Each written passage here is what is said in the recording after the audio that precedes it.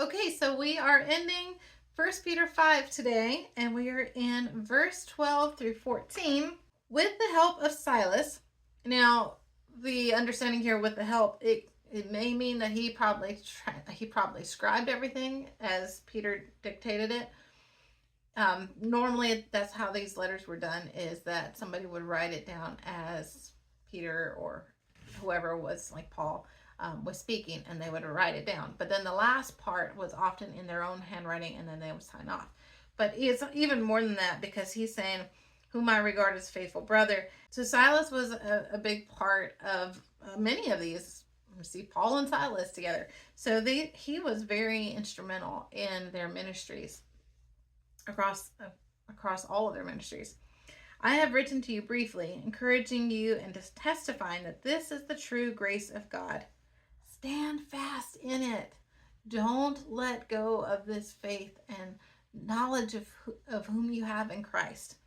Stand fast. She who is in Babylon. Okay, so there's different speculations as to what he's talking about here. Some have thought that he's talking about his wife, who sometimes traveled with him, Peter's wife. But when you actually look at all the connotation and all, it does not seem like that's what he's actually talking about. It makes far more, according to the other writings that we have found of Peter and other things, and other writings, ancient writings as well around this time. This is best understood that he is referring to the elect, to the church in Rome, because Babylon symbolically referred to Rome, and it wasn't some sort of a code. It was understood. He's speaking more to this church that's in Babylon. Chosen, or Rome, chosen together with you, send you her greetings, and so does my son Mark. Now, Mark, we don't know if he's biological son, but we do know that Mark is to Peter who Timothy was to Paul. So they were very close, and that he saw Mark as his son. And if you look back at some of the other epistles and Acts particularly, you see that Mark, there was that whole falling out between Barnabas and Paul over Mark, but Mark matured at some point, and then, because he wasn't quite there yet, so Barnabas took him under wing and was able to help disciple him. And then finally, at that later on, it wasn't that Paul or Barnabas were wrong in their arguing over whether or not they should take Mark. Mark just wasn't in the right maturity level, and the timing wasn't right for him to travel with Paul and Barnabas together. There was a process he needed to go through first. And so when he was at that point, then he was able to travel along with Paul, and he became a great asset, a great help to Paul. And so he was also to Peter.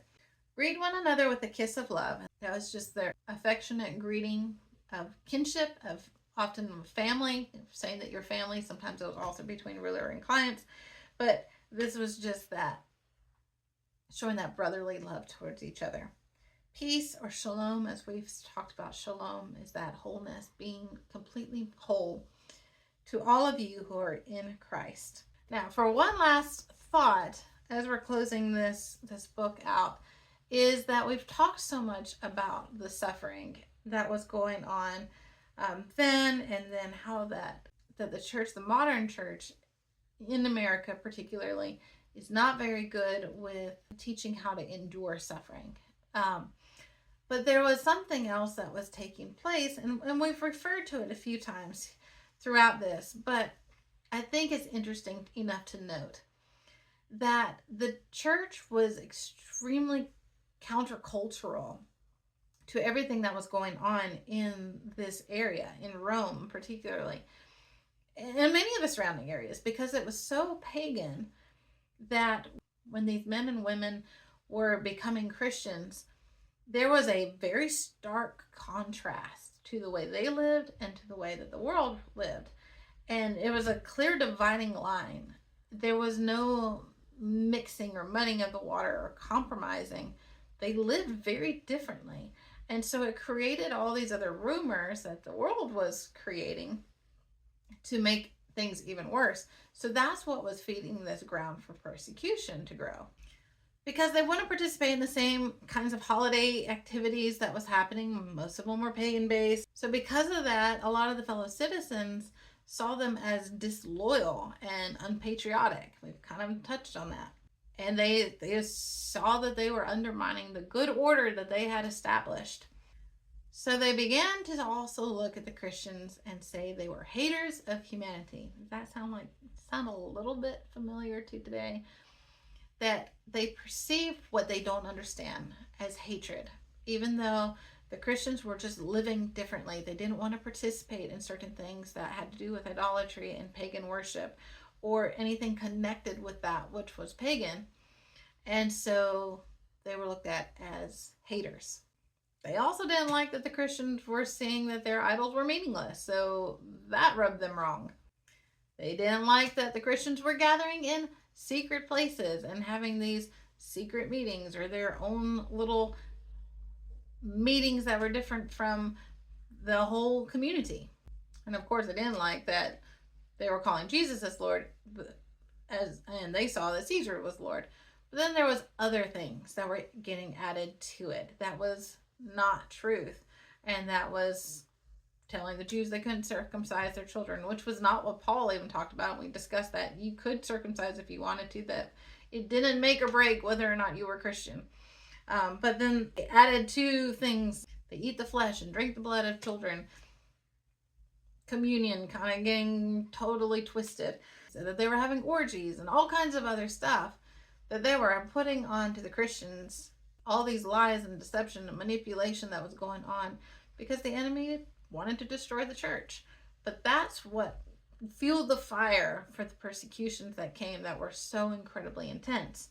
So not only were these Christians being very clearly set apart, where it looked like you had light and darkness next to each other, but in the same space. That's how stark of a contrast these people were.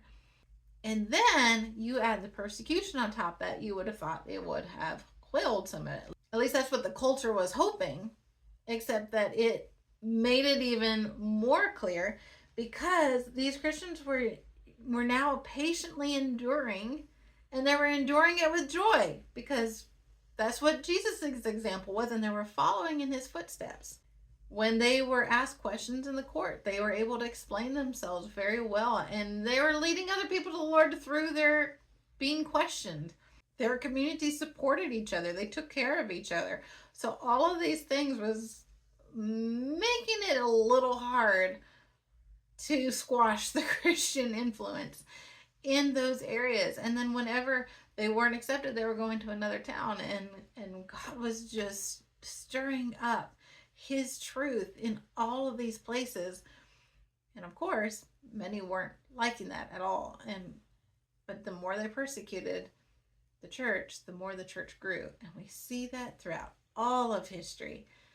Nigeria, the more that they are persecuted, the more that the church grows. China, so many others.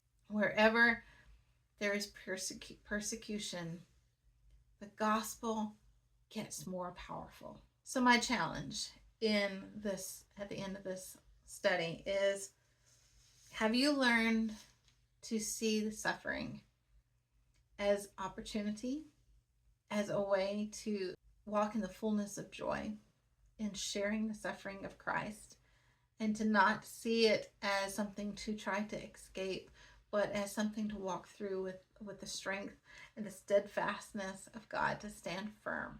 Have you learned to gird yourself in the humility of Christ when you're caring for others and loving each other deeply? And do you agape the Lord? Or do you just phileo him?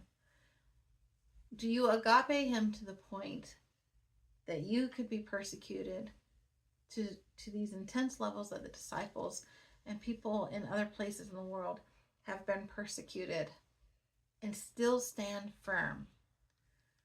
Or do you just phileo him like Peter did, to where you have a great affection, but you're not wholeheartedly, covenantly committed, so that if you get pushed, or you or your family is threatened in such a way that you cave, that you would protect them or yourself instead of standing up for God?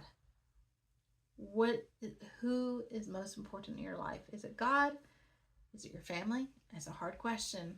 And it's a question we sometimes have to battle. I have to battle with it sometimes and going, Lord, do I truly agape you to the point of death that I would die for you?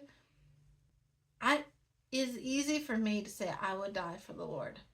But when your family is threatened and those that are very dear to your heart are threatened and it's your choice, that is where you have to really deal sometimes with the question of, do I agape him or do I phileo him?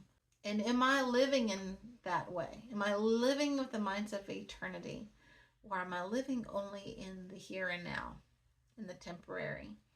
So we will begin in 2 Peter next week, but we will be talking about Martha and Mary on Friday.